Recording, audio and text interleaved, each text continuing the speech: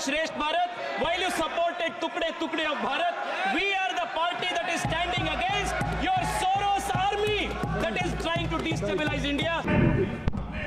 Thank you, Speaker, sir, for giving me permission to speak in this important debate. This is a momentous occasion for the whole country when we are celebrating 75 years of a journey as a constitutional republic. Speaker, sir, if you look at our immediate neighborhood and contrast it to our experience, we are the only thriving constitutional democracy in our immediate neighborhood. This is the strength of this country and the testament to not only the strength of our constitution, the sublime constitution that our constituent makers gave us, but it is also a testament to the strength of this civilization, this culture that has always placed the values of democracy, the values of freedom of expression, and dharma as the foundation stone of this civilization. Baba Saheb Ambedkar, who played the pivotal role in drafting of this constitution, also acknowledged and appreciated the value of this civilizational culture in democracy and strengthening the democracy in this country. I would only want to take two lines from his very interesting quote. Baba Saheb Ambedkar expounds on how the Upanishadic principles of Aham Brahmasmi and Tattvamasi form the foundation, the theoretical foundation, the philosophical foundation of democracy. He says, if all persons are parts of Brahma, then all are equal and all must enjoy the same liberty, which is what democracy means. Looked at from this point of view, there cannot be a slightest doubt that no doctrine could furnish a stronger foundation for democracy than the doctrine of Brahma. He also further goes and says, when Western students of democracy have spread the belief that democracy has stemmed either from Christianity or from Plato, and that there is no other source of inspiration for democracy, if they had known that India too had developed the doctrine of Brahmism, which furnishes a better foundation for democracy, they would not have been so dogmatic. India too must be admitted to have made towards a contribution towards a theoretical foundation for democracy. This is what Baba Saheb Ambedkar says. It was on this very philosophy that Prime Minister Narendra Modi has declared to the world that India is the mother of democracy. That is the strength of from where we derive that's the philosophical foundation from where we derive the strength for our constitution. Speaker, sir, this civilizational value of India, that we are a civilizational state, was implicitly addressed and appreciated in this constitution when India was referred to as Bharat in Article 1 of the Constitution. Our constituent makers appreciated the millennia-old civilizational history and considered India to be a sacred geography. The Vishnu Purana said, Uttaram yat samudrasya himadraischeva dakshinam varsham tad bharatam nama bharati yatra santati. From then, the country was considered a sacred geography. But unfortunately, Speaker, sir, starting from the first Prime Minister in the Congress party, Pandit Nehru, to the communists and the others who followed, India was not considered a sacred geography because they did not have the civilizational worldview that India was a millennia-old state. They approached India as a union of states, more a private jagir, any part of which could be given to anybody at any point in time, ceded, given away, without even at some times following the constitutional process of law. The attack on the constitution by the Congress party started from the very first article, Article 1. I would want to draw the attention of this nation and the House to how a very important, strategically important island in the Pak Strait in the southern part of the country between India and Sri Lanka, the island called Kachativu, was given away to Sri Lanka by the Congress party and the DMK in 1974 without following any due process envisioned in the Constitution. Speaker, sir,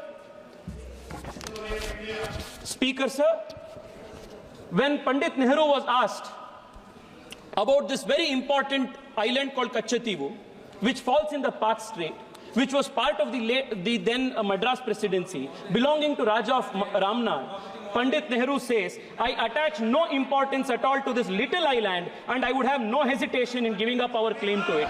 This was Pandit Nehru's position on a very important island. And सुनना पड़ेगा गौरव भाई, सुनना पड़ेगा, आपके पीछे आपके historical पाप को आप सुनना पड़ेगा. Sir, the DMK which today is lecturing us, on secularism and the constitutional morality, this party also joined hands. Karunanidhi, who was then the chief minister in 1974, was well made aware that this was the solution and this island would be given away. They also supported this.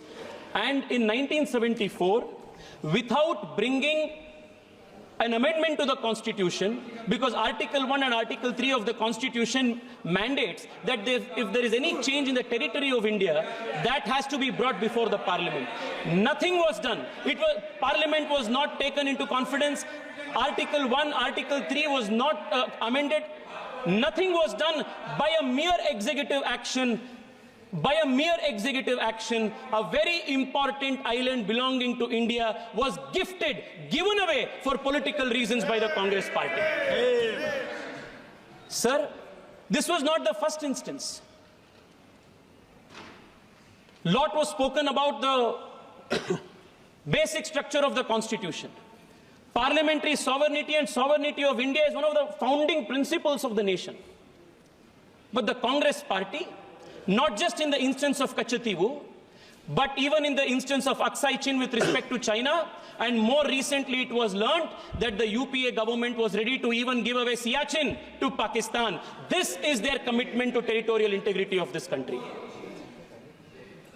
This is the difference between one view which considers India to be a civilizational state, a sacred geography, and between one whose leader of opposition, even when he goes abroad, says India is not a nation but is a union of states. Contrast this view to what Atal Bihari Vajpayee's position was. ये अर्पण की भूमि है, ये तर्पण की भूमि है, इसका कंकर कंकर शंकर है, इसका बिंदु बिंदु गंगा जल है. This is the difference between the BJP, which is the protector of the constitution, protector of our territorial integrity, and other political parties like the Congress, which considers India not as a civilizational state, not as a nation, but as a mere hodgepodge union of states. This is an attack on the Constitution, Adhyakshi. Adhyakshi,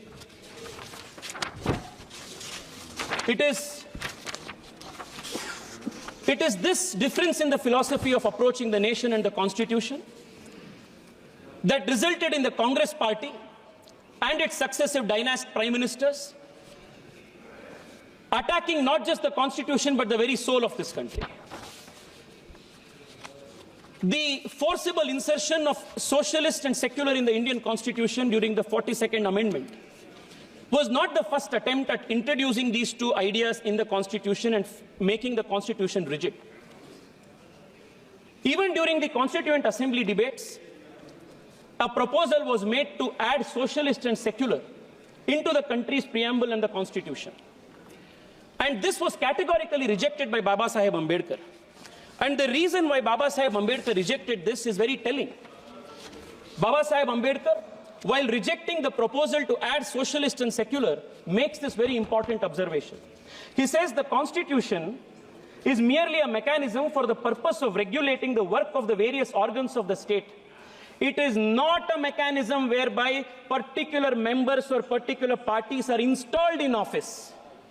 What should be the policy of the state, how the society should be organized in its social and economic side are matters which must be decided by the people themselves according to time and circumstances. Sir, yesterday many members from the opposition said that the Congress party introduced 42nd Amendment, socialism, secularism in the Constitution with a laudable objective.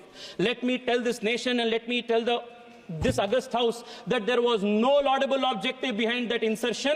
The only objective was to create a monopoly in politics, monopoly for the dynasty in politics and monopoly in the economy, so that there will be no challenge to the Congress party's first family. This is exactly what Baba Saheb Ambedkar wanted to oppose.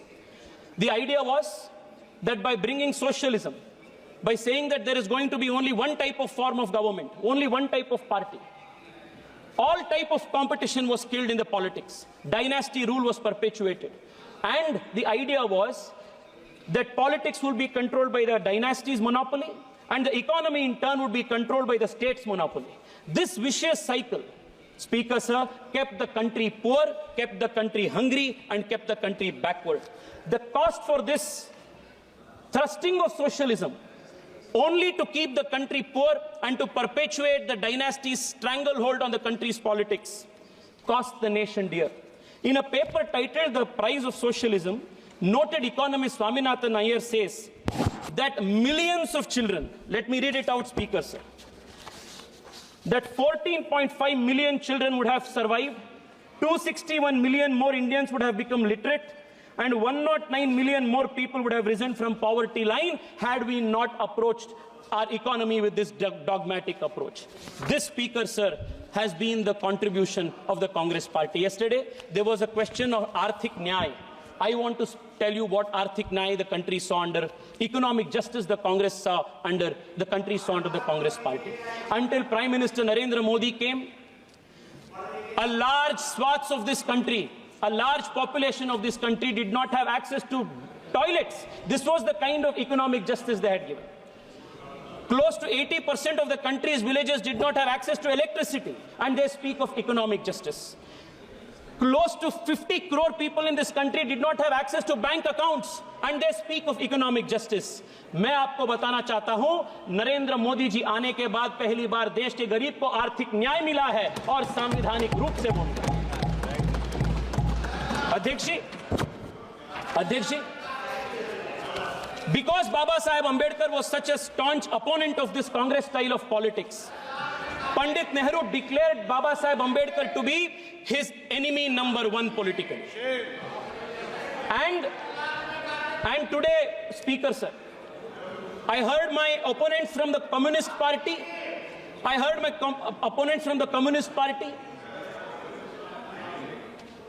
state that the RSS was against the Ambedkar and Ambedkar's constitution. There cannot be anything farther from truth than that assertion. Sir, not once but 2 times, Baba Saheb Ambedkar's electoral chances was thwarted by the Congress and the Communists working together.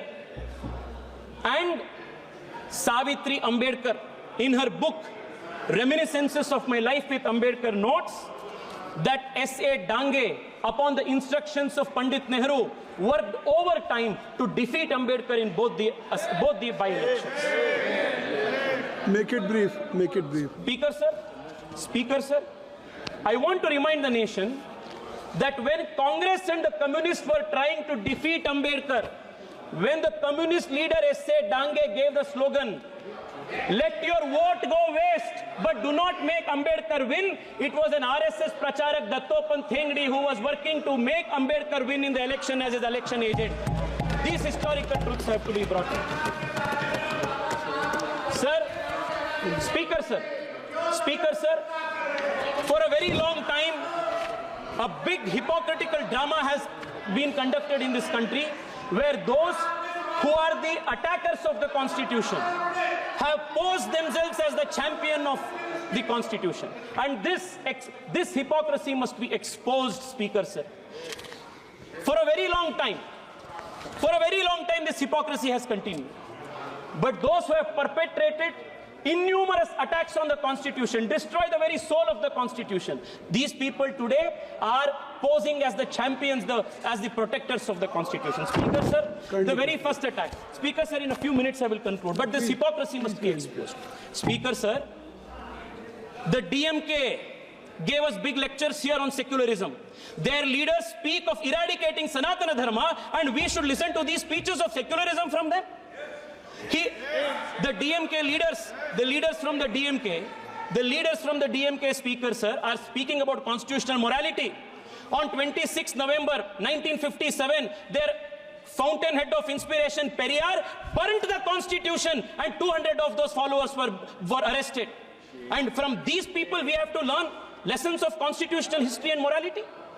Speaker, sir, the very first attack on the Constitution was made by Pandit Nehru when he curtailed the freedom of expression of people. Very first attack. And who was protecting the Constitution? Then it was Shama Prasad Mukherjee. Speaker, sir, imposing emergency, suspending fundamental rights, arresting 1 lakh opposition leaders, forcible sterilization of 1 million people, imposing emergency. Speaker, sir, this is the legacy. This is what is attacking the Constitution. Despite being banned, the RSS and the Jansangh fought to restore democracy in this country. This is protecting the Constitution. Speaker, sir, Article 356 is misused more than 90 times. Democratically elected governments were removed at the whim of the leaders. This is attacking the Constitution. Sabka Saath Sabka Vikas, Ek Team India approach, GST Council. This is Narendra Modi's style of protecting the Constitution. Speaker, sir, rejecting the Speaker, sir, just 3 minutes. Speaker, sir. I'm concluding in 3 minutes. Rejecting the Kaka Kadelkar committee report with Nehru himself opposing reservations of backward classes is attack on the Constitution. Granting constitutional status to the National Commission of Backward Classes is protection of the Constitution. Opposing Mandal reservation. Well, Rajiv Gandhi made his longest speech. That is attacking the Constitution while introducing OBC reservations in NEET exam, Navodaya Vidyalaya, implementing EWS reservation is the protection of the Constitution. Speaker, sir, 2 minutes, please. Speaker, sir, एक तो important विषय, 2 minutes. Speaker, sir, perpetuating dynasty politics is an attack on the Constitution, while the Prime Minister's vision of bringing 1 lakh new youth into politics is protection of the Constitution. Thank you very much. Speaker, sir, the Congress introduced the Waqf Act. You are the Speaker, sir, you are the chairman of the Waqf JPC. You must give me a minute on this. Speaker, sir, आप JPC के chairman हैं, Speaker, sir. Speaker, sir, lot was spoken about secularism. What was the pervert brand of secularism that the Congress party thrusted on this country? A Muslim could be Muslim, a Christian could be Christian, but a Hindu had to be secular. Yes. This was the kind of one-way secularism that the Congress party introduced. Speaker, sir, in Karnataka, the place called Anubhava Mantapa, which is Speaker, sir, Anubhava Mantapa, the place of Basavanna, where Basavanna sold the principles of democracy, the philosophy of democracy, that is under Waqf occupation today because of the Congress party enabling legislation. Speaker, sir, I only want to conclude by saying this. Speaker,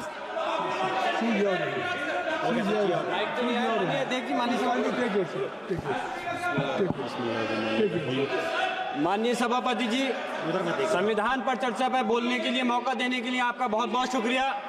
आज मैं यहाँ मजलूमों की आवाज बन करके खड़ा हूँ। उन करोड़ों भारतीय मुसलमान और अल्पसंख्यकों की जद्दोजहद और हक की बात करना चाहता हूँ।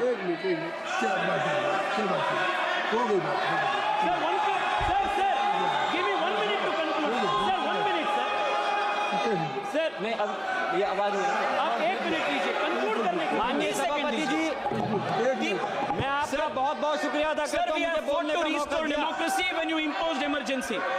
We fought to send Ambedkar to parliament when you conspired to defeat him. We have fought to protect secularism and pluralism when you surrendered to vote bank politics. We fought to make India prosperous while you kept India poor. We fought for Ek Bharat Shreshtha Bharat while you supported Tukde of Bharat. We are the party that is standing against your Soros army that is trying to destabilize India. We are committed to protecting the Constitution.